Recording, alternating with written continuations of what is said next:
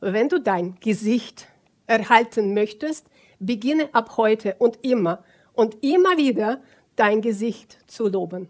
Wenn das Gesicht abbaut und alt wird, haben wir mit einem Konflikt das Gesicht verlieren zu tun. Ich verliere mein Gesicht oder ich habe mein Gesicht verloren. Das ist ein Selbstwerteinbruchkonflikt. Beim Selbstwerteinbruchkonflikt baut der Körper ab, buchstäblich.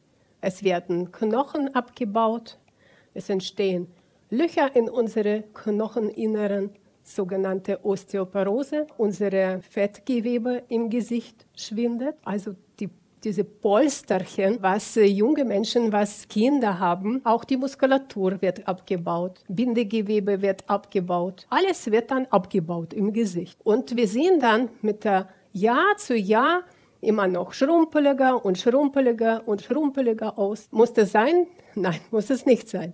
Aber hier gibt es eine Falle, die unbedingt bewusst angeschaut werden muss, weil viele fallen da rein. Es passiert manchmal, dass wir mit uns selbst nicht zufrieden sind. Und dann guckst du dich selbst in den Spiegel an und du sagst, oh mein Gott, früher war ich frischer und anders und hier kommen die Fältchen, hier kommen dann Stellen oder kommen irgendwelche Hautunreinheiten. Und dann schaust du dich selbst an und beginnst dich selbst abzulehnen.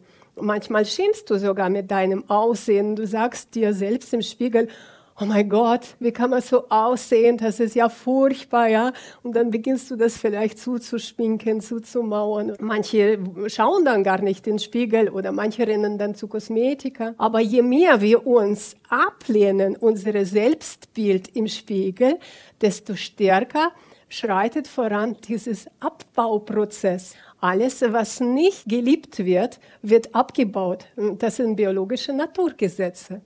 Also manchmal passiert es so, dass du sagst, oh mein Gott, jetzt habe ich unter diesem Auge eine Schwellung irgendwie oder etwas gefällt mir nicht und du beginnst nur einen Teil deines Gesichts fertig zu machen, buchstäblich, wo du schaust dich im Spiegel und sagst, boah, wie sieht es aus? Und dann beginnt dort diese Bindegewebe, auch Fettpolster, sich abzubauen. Und dann entstehen ja natürlich Asymmetrien. Dieser Prozess, das geht nicht von heute auf morgen.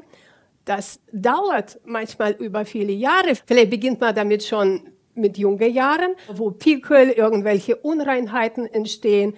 Und dann geht es weiter und weiter. Das gefällt mir nicht und hätte ich lieber diese Augen.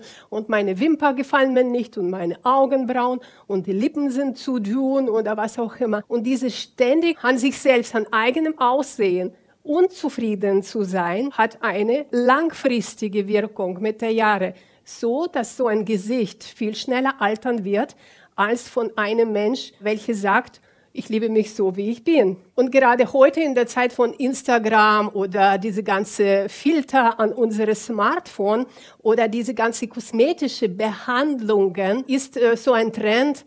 Du musst immer perfekt aussehen. Durch diesen Trend entstehen noch mehr Probleme, ja, dass du sagst, oh mein Gott, die sehen alle irgendwie schön und gut und jung, aber bei mir ist es nicht so, ja. Und wenn wir so beginnen, dann so zu vergleichen, oh mein Gott, jetzt habe ich Fältchen, jetzt habe ich das und jenes, dann entsteht noch mehr Selbstwertprobleme in Bezug auf Aussehen. Natürlich gibt es diese Abbauprozesse im ganzen Körper, aber das Gesicht, gerade so die Frauen und das Gesicht, also wenn wir jeden Tag uns so direkt betrachten und dann sagen, oh mein Gott, etwas passt mir nicht, ja, dann müssen wir wissen, dass das ein Selbstwerteinbruch ist und Selbstwerteinbruch ist immer gleich Abbauprozesse.